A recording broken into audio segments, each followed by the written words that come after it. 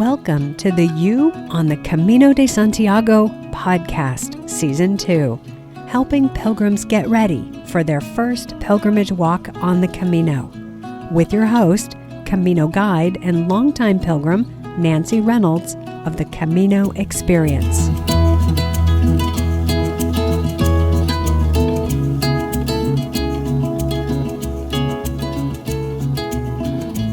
I am always on the lookout for unique stories to share with you, and I have a few of them coming up as we hit the final stretch on Season 2 of the You on the Camino de Santiago podcast. Hi, this is Nancy, your host and guide, coming to you on the day I am scheduled to fly to Madrid and make my way to the Camino Frances. As I make my way to the airport, cross the Atlantic, and travel by train to Pamplona, I will be thinking of you, all of you who are either on the way now or will be traveling soon to start your first ever pilgrimage on the Camino de Santiago. I will be thinking about the courage and determination it takes for you to embark on this journey, the obstacles you have faced and have faced down, the many logistics you've coordinated, the gear you have assembled, and the crazy mix of emotions you are experiencing as you make your way to the airport or train station.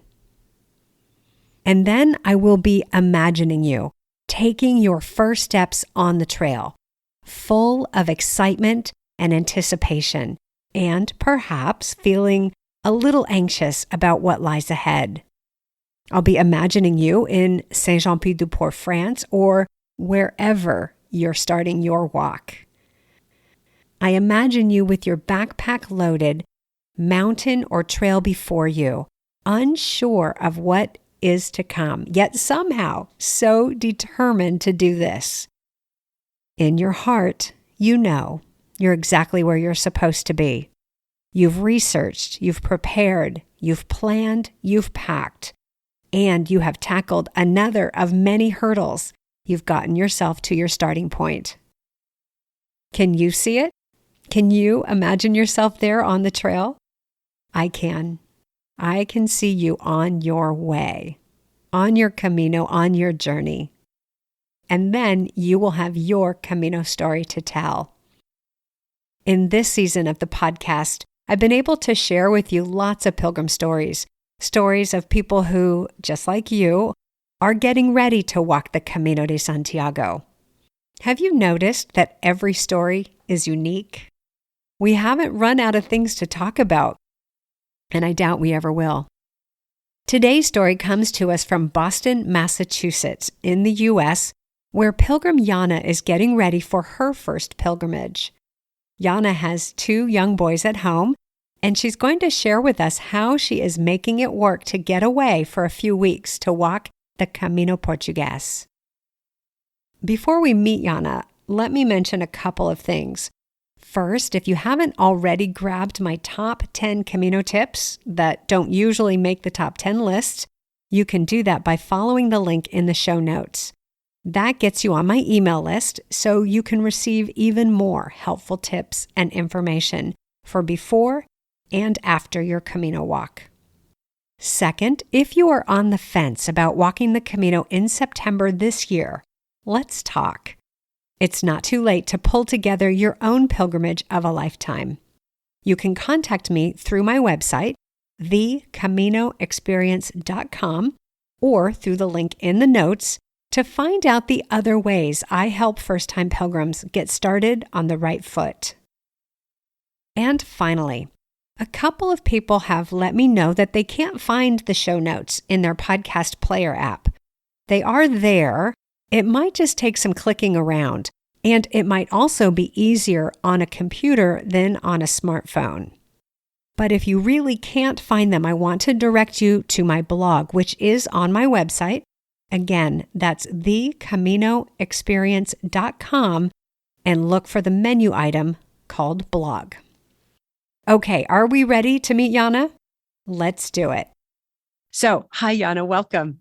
Hello, thank you so much for having me. Oh, I'm just so glad. It was I was so delighted when I heard from you. And this really, I hope I don't overstate it, that this is such a unique situation that you're going to be going off. So I like to always start by putting the pin in the map and have you tell us when you're walking, what route you're walking, and how much time you plan to take.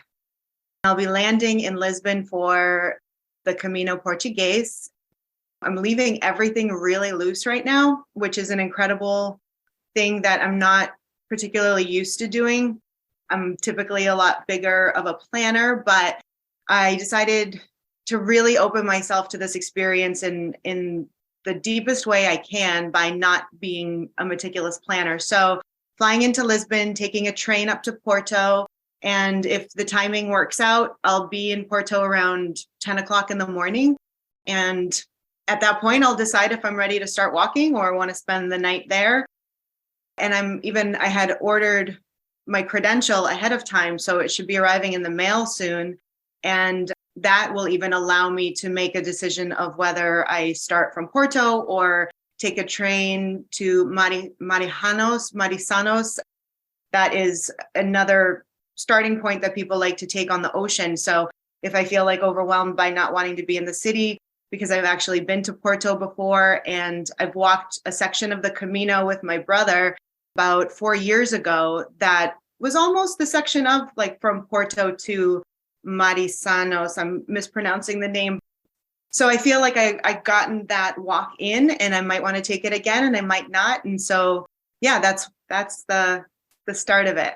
Okay. Well, I have to say, I wish our listeners could see your face, because your smile when you talk about these plans is crack your face open huge. And so I can really feel how excited you are to do this journey. And I didn't know that you had already walked part of it. So I'm going to ask about that too.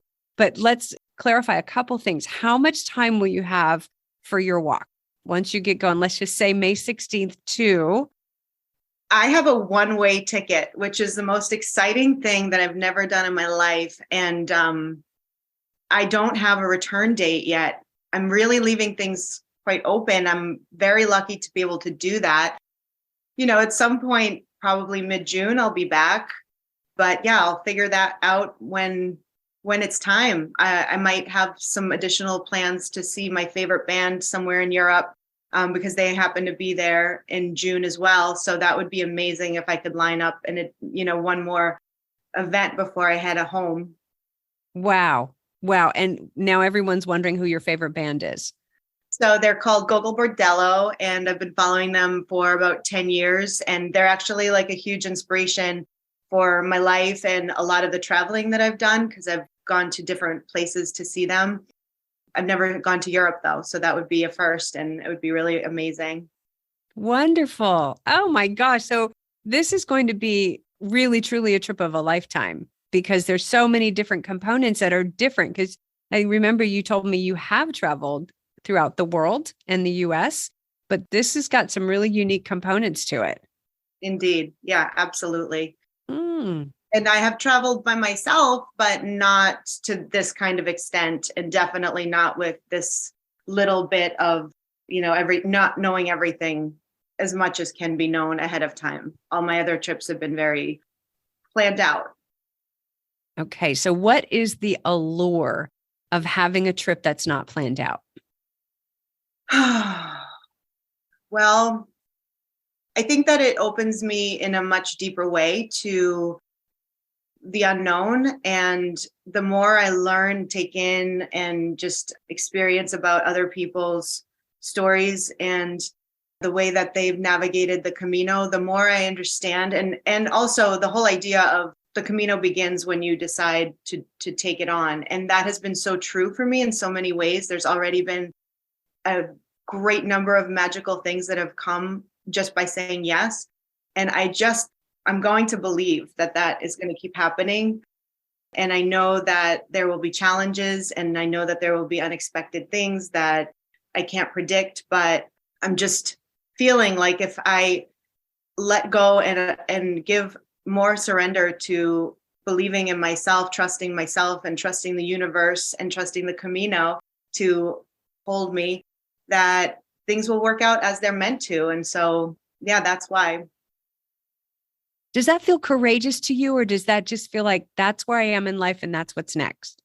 It feels like both, I guess. I think that once I'm on the Camino, I will have a much greater sense of what courageous feels like. At this point, being at home, I'm just thrilled, excited, and like I have all high vibration feelings about the experience. I know that when I get there, there will be things that I don't, I can't possibly predict right now. So seeing how I handle them in the moment is a big curiosity and something I'm hopefully going to have space to like find the lesson in, find the embrace in, find something positive to look at it from. So yeah, both. Wow. That's it. I love the idea the Camino starts when you say yes. Are there any of those magical moments between yes and now that you could share with us? Oh, sure. So well, my dear friend Carrie, who was one of the greatest inspirations why I'm choosing to go on the Camino, who had done it, I'm trying to remember how many years ago back now, but I want to say about 10 years ago. And she did a portion of the Camino Frances. She just had the most remarkable experience. And I had originally thought of doing it on some kind of group tour or something. And she was like, absolutely not. You have to go alone. Like, it's non-negotiable. And I was like, okay, I'm just going to totally believe you.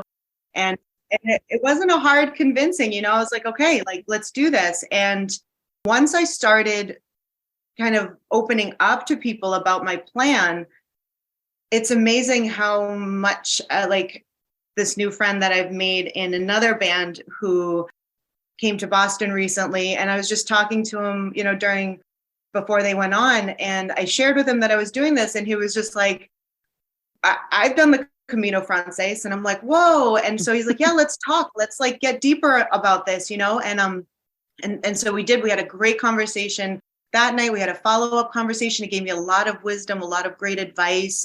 Thank you, Rob.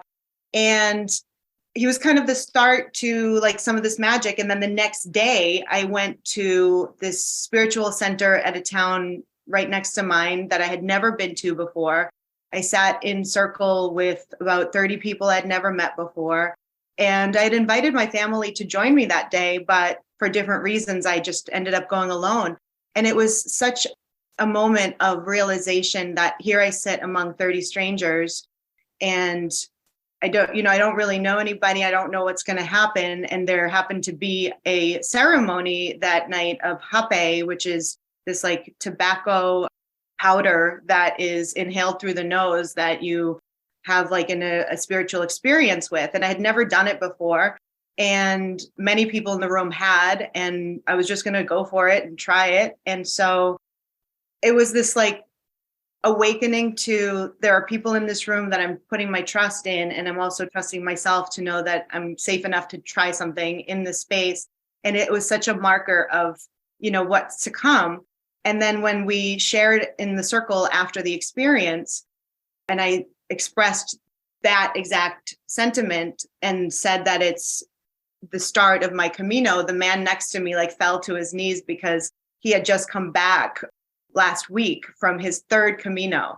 And so we ended up talking for a good, clip afterwards. And he shared with me a lot about his experience. And so in addition to those two examples, all of the people that are just so open and wanting to help other pilgrims, to pay it forward, to like share all the advice and support, it's so magical. And you get that feeling of like, I'm in the community already. Mm-hmm.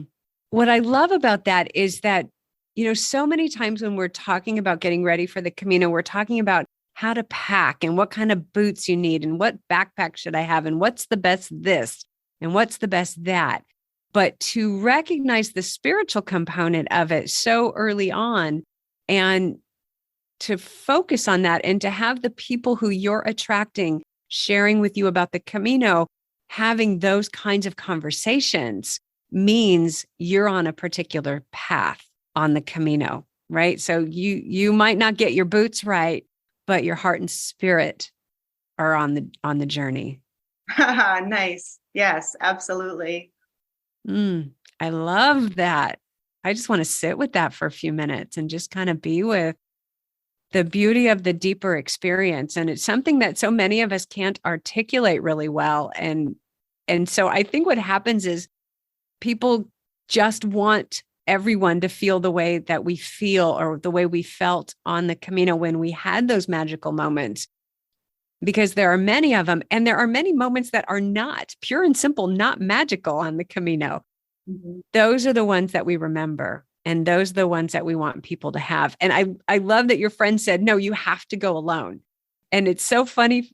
I love this because I walked alone the first 7 years that I went. I always, I had traveled a lot, was used to turning up in foreign countries on my own.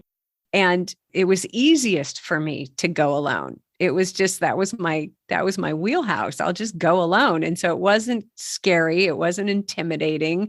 I had no idea what I was doing, but what the heck? And what I've discovered is that people want for you what they had. So anybody who says you have to go alone, that's the best way to do it. It was the best way for them. And they want you to have that experience. And I think that's so loving and generous. And it's not for everyone. Walking alone isn't for everyone. And I want to make sure that people know that, because your Camino is you going out on your journey in the way that's right for you. So I applaud you. Thank you. And I feel too that I could be looking at this as a once in a lifetime experience, which of course this specific Camino will be, and no other Camino will be what this will be. However, I'm also looking at so many people that have done like yourself, like that come back multiple times after the first one and do it in different variations, perhaps with a friend or a spouse or a group or alone again, and so I see the prospect of doing it again in the future a different way, and then kind of having the best of all the worlds. Mm-hmm. Yeah, definitely. So tell us a little bit about your family and how your family feel about you going off on this adventure, and how you negotiated all of that.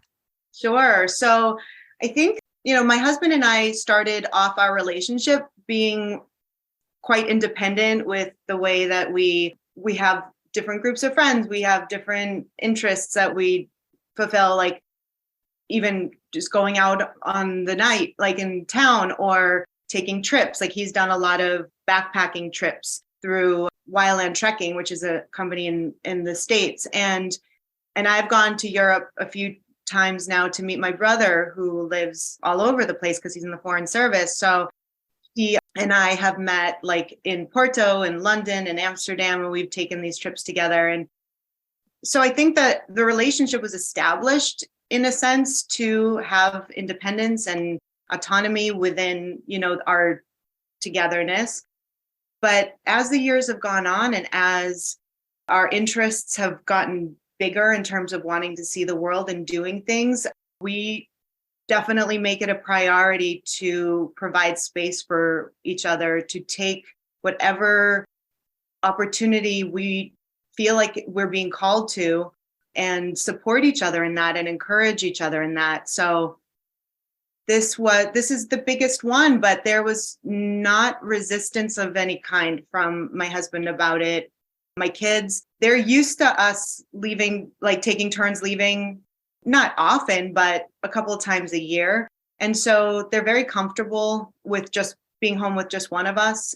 But I have to say, like, it's happened over time. It wasn't just off that. The first 5 years or so, when they were very little, we didn't go further than, maybe the other side of the state or on a yoga retreat for the weekend or something. So we've been feeling into when the time is right. And right now it feels like a great time because they just have gained so much independence themselves. And we want to model this kind of stuff for them. We want them to grow up feeling like their world is theirs to explore. And when they're ready to do more, it's available to them, whether it's with us or not.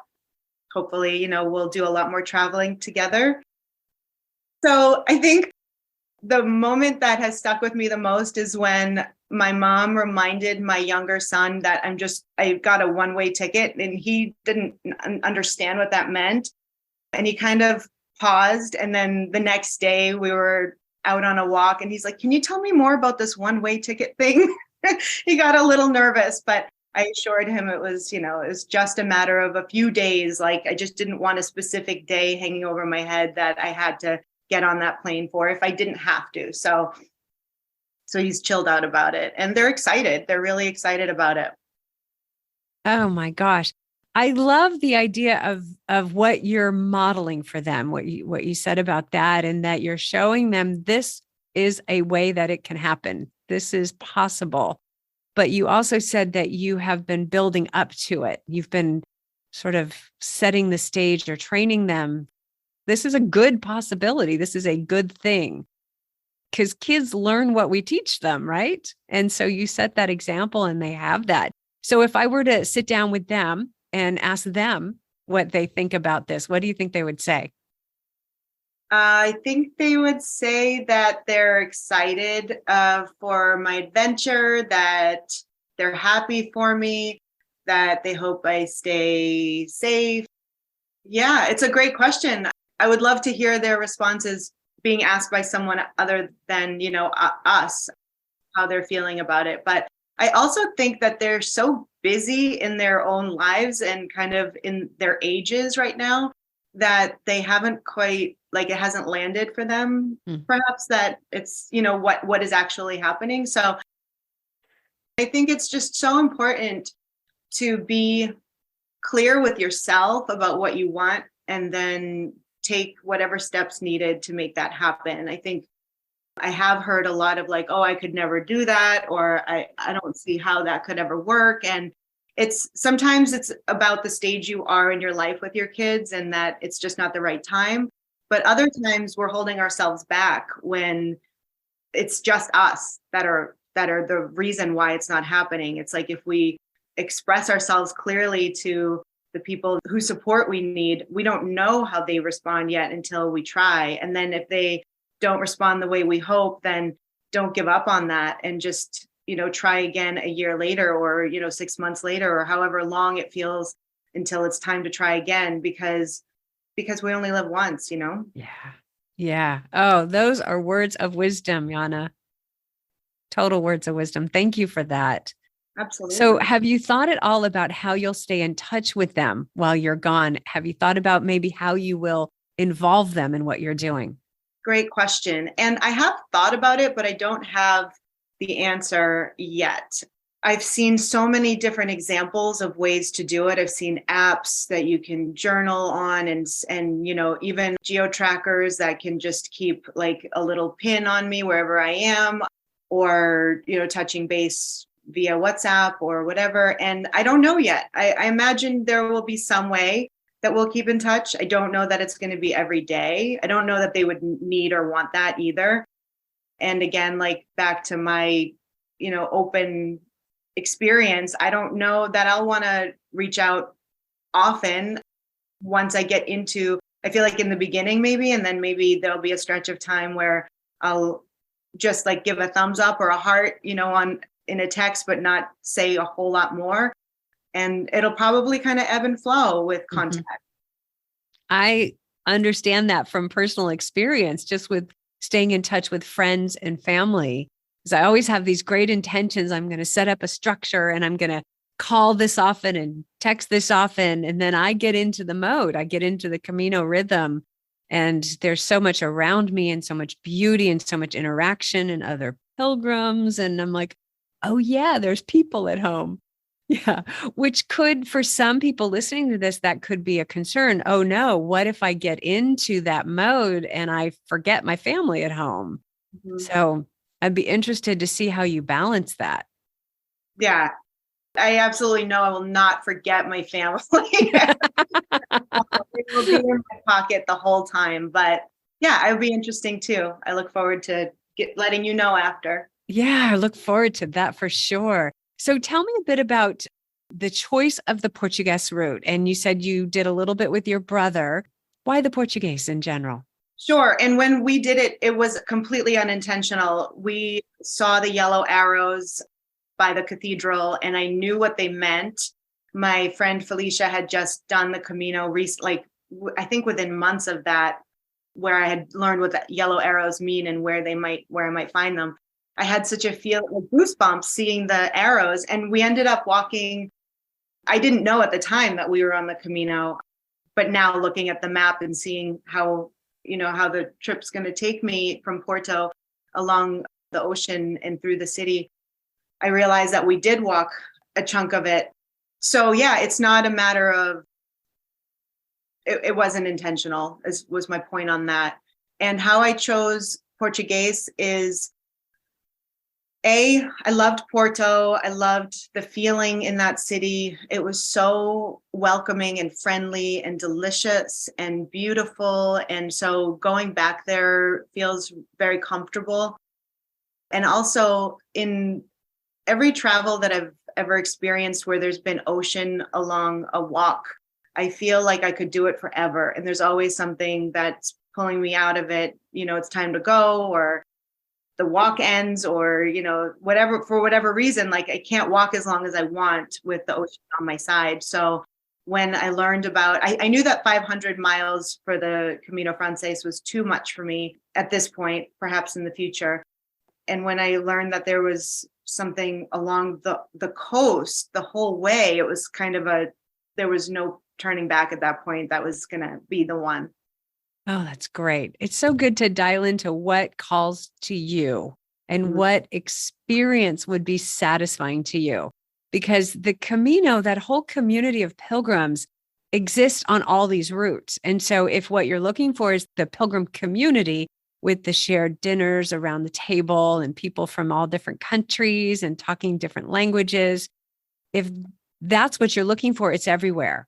But to actually look at the characteristics of an individual route and zero in on the ocean, that's where you're in the right place for you. Right. I want to make sure I mention this.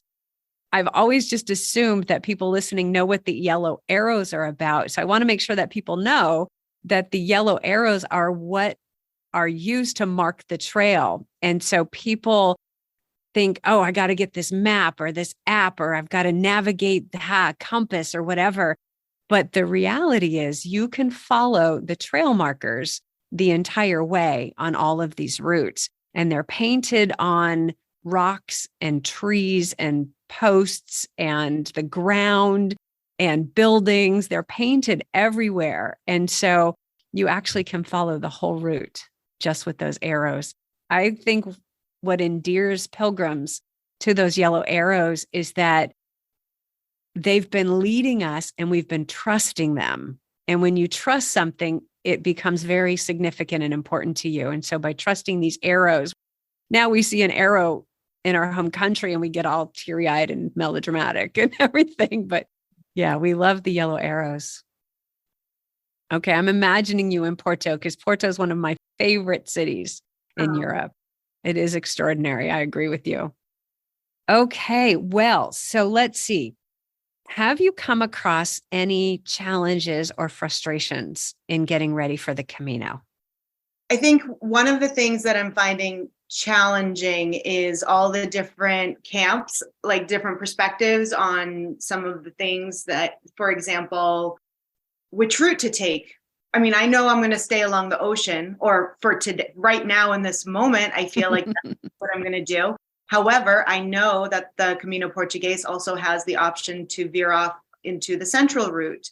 And people have an opinion about which route is better and why. And I also know that elements are going to, determine some of that. If the weather is too hot on the ocean day after day, I might want to veer into the central route.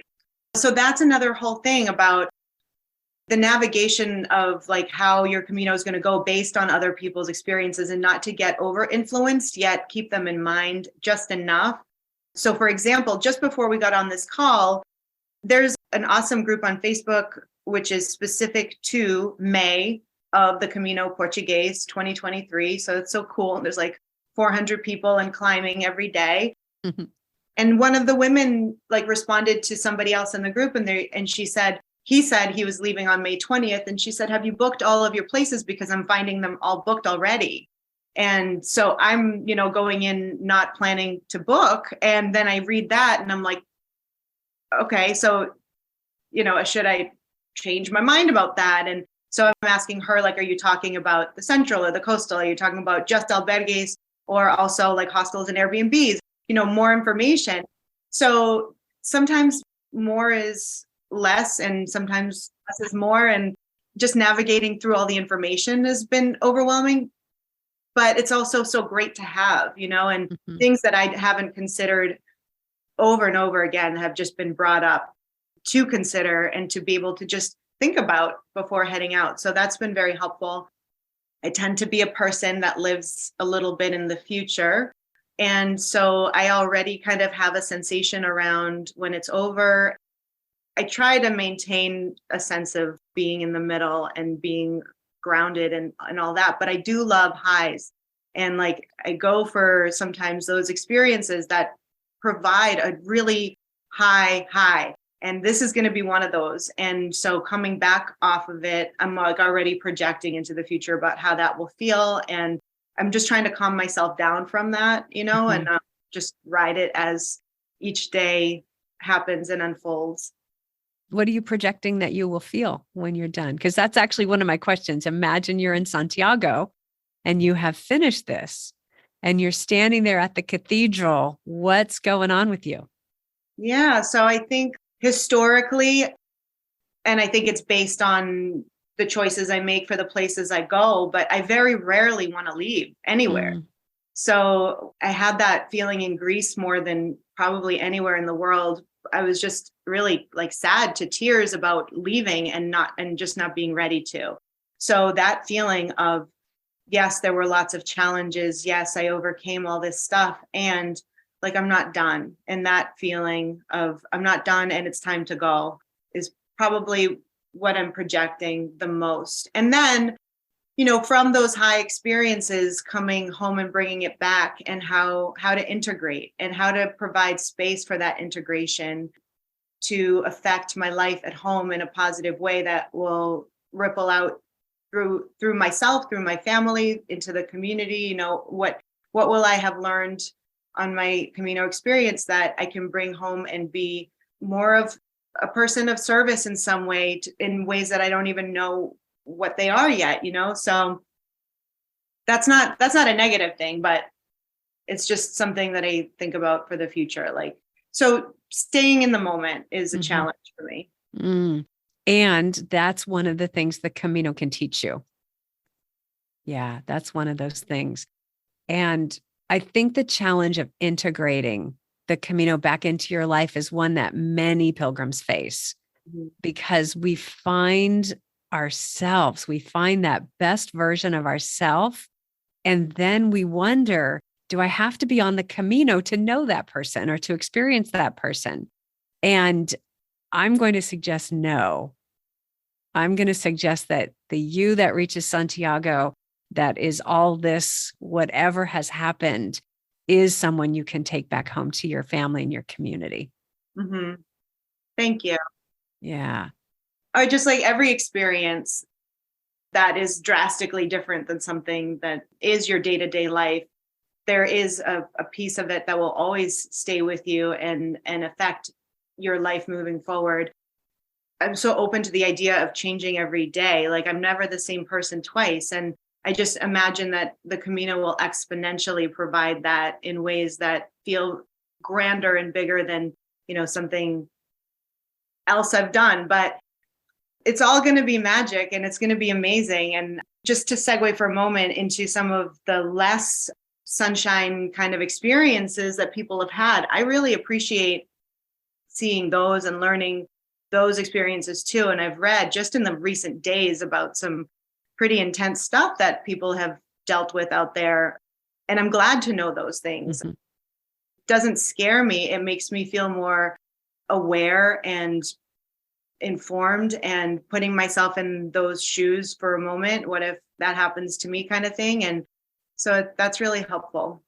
It is good to have a dose of reality because oftentimes the people who show up online to talk about their Camino experiences, whether it's on Facebook or on an English language forum or other language forum, are people who had those wonderful transformational magical experiences. And the people who had a rough time or a crap time or didn't like it, they don't come talk about it. And so it is actually really helpful to hear those stories. Absolutely. Yeah, really helpful.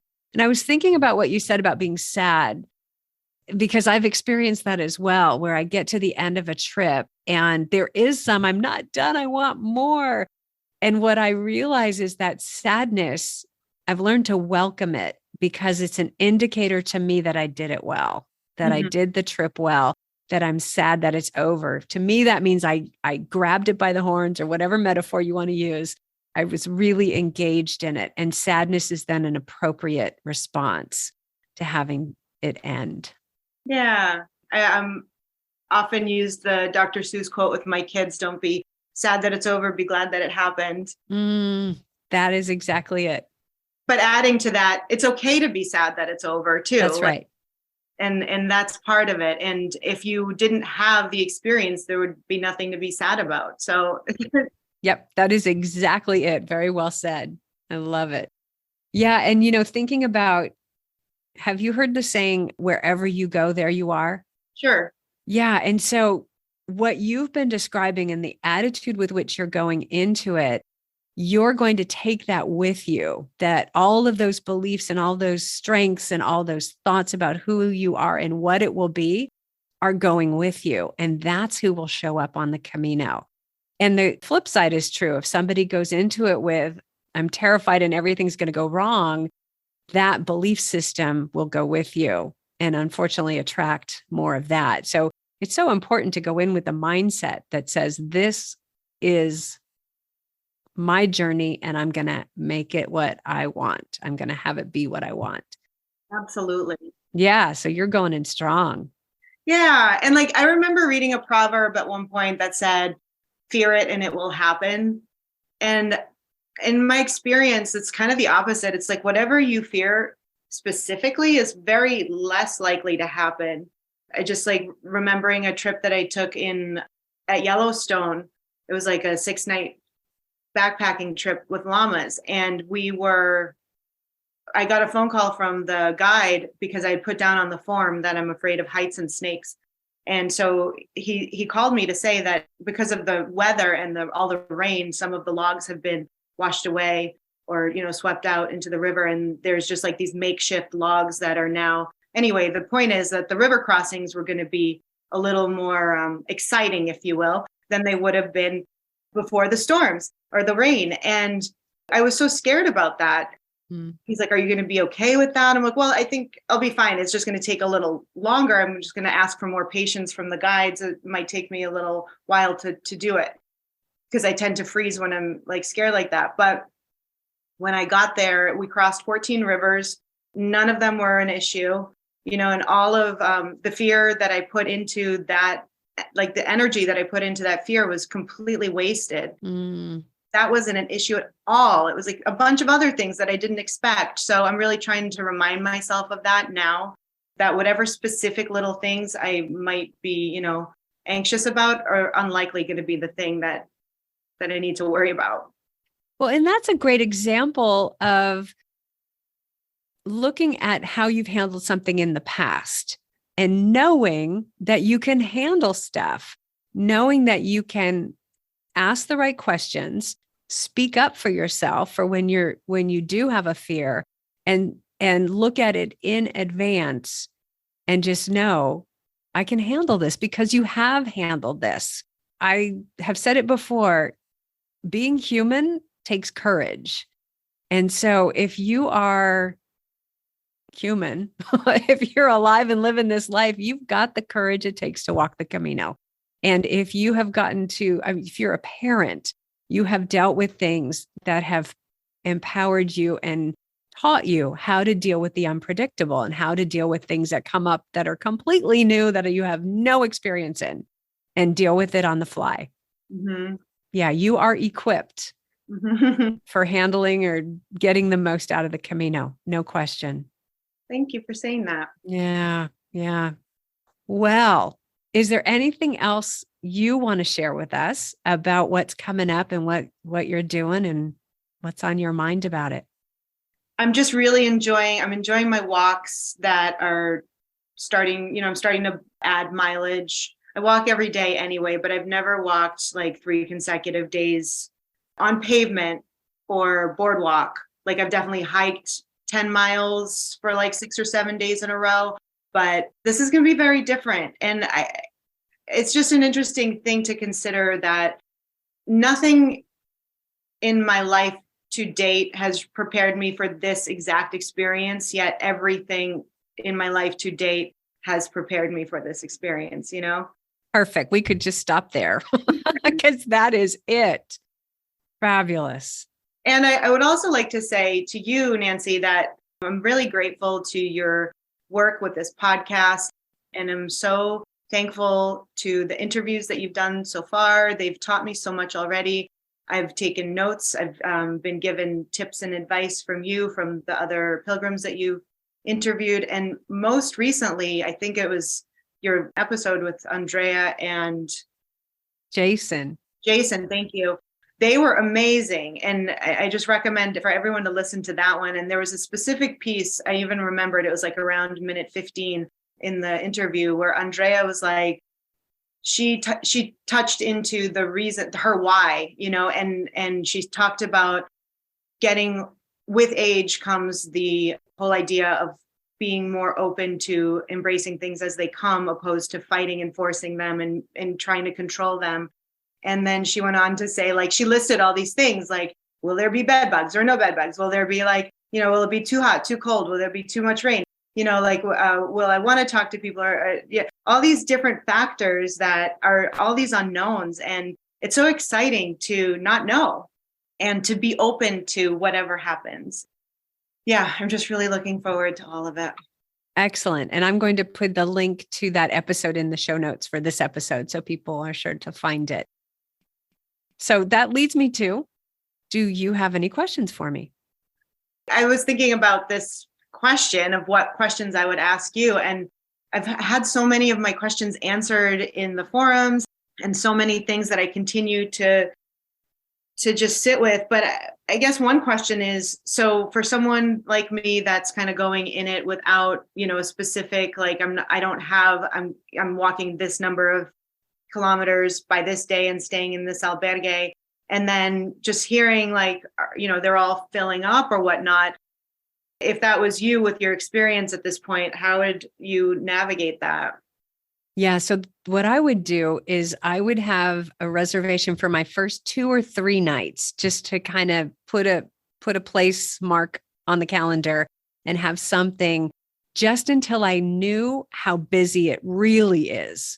Because when you book online, or when you book, you know, actually when you book online or through booking.com or an app or something like that, a lot of places don't make available their entire inventory. So people say it's sold out, I can't get a place. That might not mean there's no place. It just might mean booking.com doesn't have it. So what I like to do, as I said, is get those first couple days booked. And then when I get there, I'll find out really what's going on. And it's so important to do that, because let's just say you start on a Tuesday and there are 200 people starting, and you're so glad you got your reservation because, you know, nobody else did and they can't find a bed. But let's just say you started on Thursday.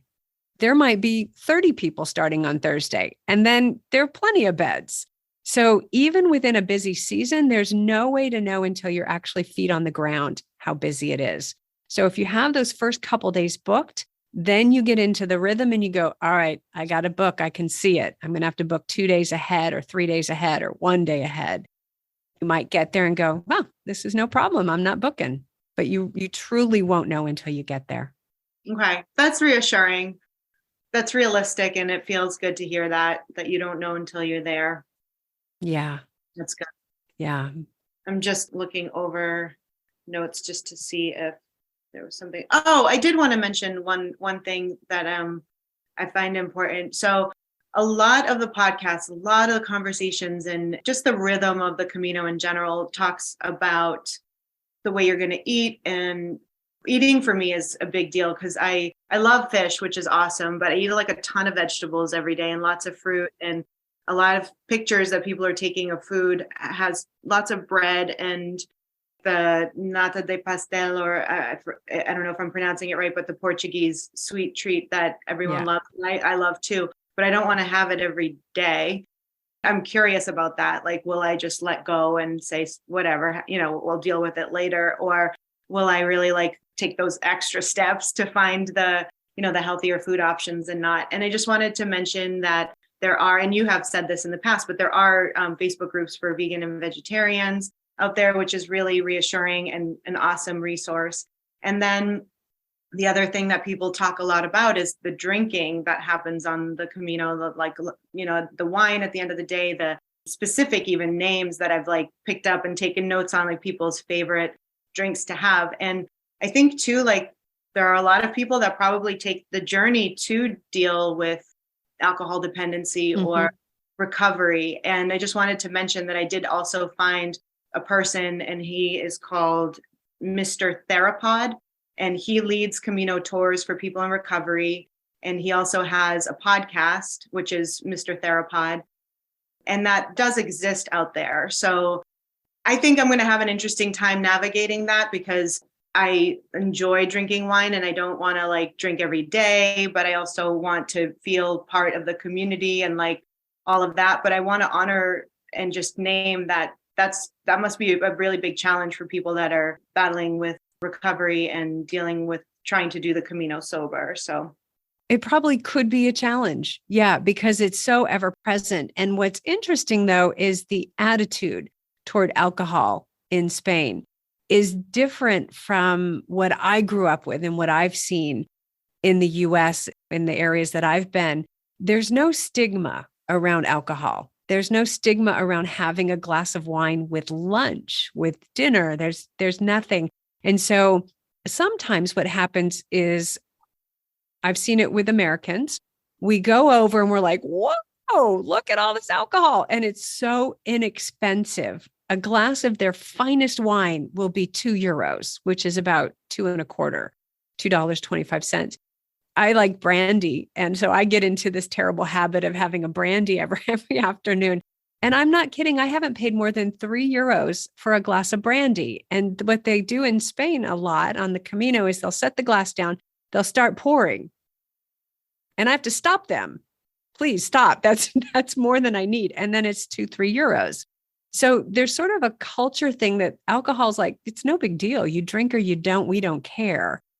But it is readily available and it will be on the table, and it will take some strength for people to say no, thank you, if they don't want any. So yeah, I really appreciate the referral to Mr. Therapod. I'll find a link and put that in the notes for people who need that. Thank you for passing that on. Yeah, sure. Yeah. And the wine is good. Both Portugal and Spain are wine producing regions. Yeah. And are you a vegetarian or vegan?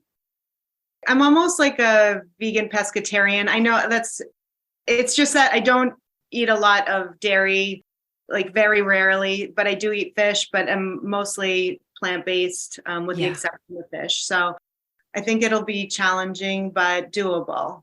It's totally doable. I'm a vegetarian who prefers vegan, but on the Camino, I do end up doing yogurt and cheese and milk just to get some protein sources. And the thing is, what people will report is often missing are vegetables. Mm-hmm. You and I know that a vegetarian diet is not about vegetables. It includes vegetables, but it's just about not eating animal products. And so there are many things that are not animal products that are not vegetables. So like all the legumes and the grains and the pulses and all of that. And so what it takes is knowing how to ask for what you need in the language of your country. Mm-hmm. Right? Now, the exciting news I found about Portugal, I did a road trip to Portugal last fall after I finished walking the Camino Frances. And I was told that by law, all restaurants must have at least 2 vegan items on the menu. Wow, by law. Right? That's not true in Spain. It's not even close to true in Spain. But in Portugal. Do French fries count? They probably do. Yeah. They probably do. And what it also means, though, is that there are more vegetarian and vegan restaurants in Portugal.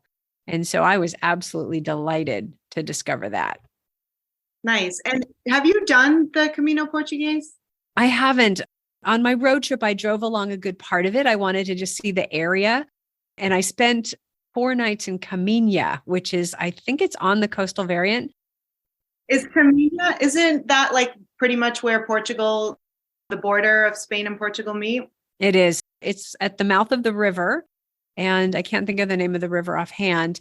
But from Camino, you can either walk inland and walk over a bridge, or you can get the water taxi that goes across. And I found the water taxi sign, and the guy who was doing it, I was like, ooh, I want to do that.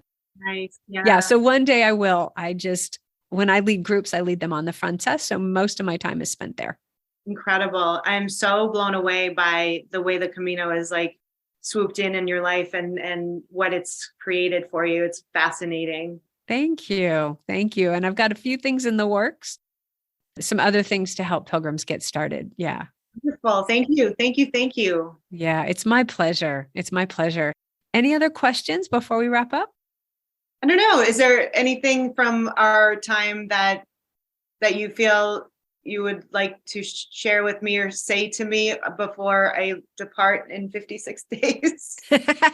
Not that you're counting down or anything, right? The only thing I would say, since you've got an open-ended finish, and that's the advice that I gave at the very beginning of the podcast series in season 1, is don't rush the start. Mm-hmm. And so even though you've been to Porto, Mm-hmm. it's a great practice, I find, to carve out time for reflection and for contemplation. And based on what you've told me in this conversation, you are ripe for that sort of thing, just to really be with yourself and be with what messages are coming out from the universe within you that are saying, Yana, and whispering in your ear, to take the time to hear those. When you get to your starting point, it's really easy to get caught up in the buzz and the energy and the flow of pilgrims heading out. And I haven't walked out of Porto, but I can imagine it's probably similar to the energy in Saint-Jean-Pied-du-Port on the Francés route, that people are like, oh my gosh, we're going over the Pyrenees. Let's go, let's go, let's go. And so there's just this boost of energy pushing you out of town. But Saint-Jean is a wonderful place to spend a couple days and just enjoy being there. Porto, I always say Porto is my idea of the perfect European city. And like you described, not wanting to leave Santiago or leave the Camino, I didn't want to leave Porto because it is so beautiful and it's on the mouth of a river. So you've got riverfront and oceanfront. And by the way, it's the home of port wine, which is dessert wine, my 2 favorite words together. So yeah, so that's my only thing is don't rush the start. The thing is, you only ever get one first Camino start. Never again will you be at this place in your life with this experience happening. The next time you go, it'll be good and exciting, but it won't be your first Camino. And so to savor that and just take your time. That's my number 1 tip. That's a great tip. And thank you for that. And I could completely see. That's why I've ordered my credential ahead of time and making that decision about Porto or skipping it, because of actually that anticipation of getting into the swell and feeling the energy and just wanting to go. Yeah. I really appreciate you saying that and bringing me back down a little bit. Yeah. And maybe the time for you would be to do that in Lisbon if you haven't already booked your train ticket. Right. To have an extra day in Lisbon to get into that time zone and to just do some observing and see who's around and what life is like in Portugal and feel your way through that. Great tip as well. I haven't been to Lisbon, but I heard it's amazing. Same. I have not been, but heard great things. Yeah. So I'm going to want to hear. I'm going to want to hear about it. So last thing before we wrap up, I want to mention this. You said that you've ordered your credential already. So let's make sure we let people know how to do that. Was that through American Pilgrims? Yes. Okay. Will you tell us what you did and how you got that? Sure. It was really easy. I was just clicking on the website and filling out some very basic information, name, address, starting point, starting date, return date. I just put an approximate date. And they said within 2 weeks, I should receive the credential in the mail. And they don't send it out if you're like 6 to 12 months out. But I think if you're starting the Camino within 3 months, their kind of window of when they'll send it to you. Yes. And you want to make sure you don't wait too late, because I think they do it in batches, maybe once a month or twice a month. Okay. And so you don't want to do it the week before you go. But what I love about the credential from the American Pilgrims is it comes with your name printed in it. Oh, Yeah. So you get it and you're like, oh, this is real. That's me. Yeah. nice. So it's really nice. And that's right on the website. I'll put the website in the notes so people can get that.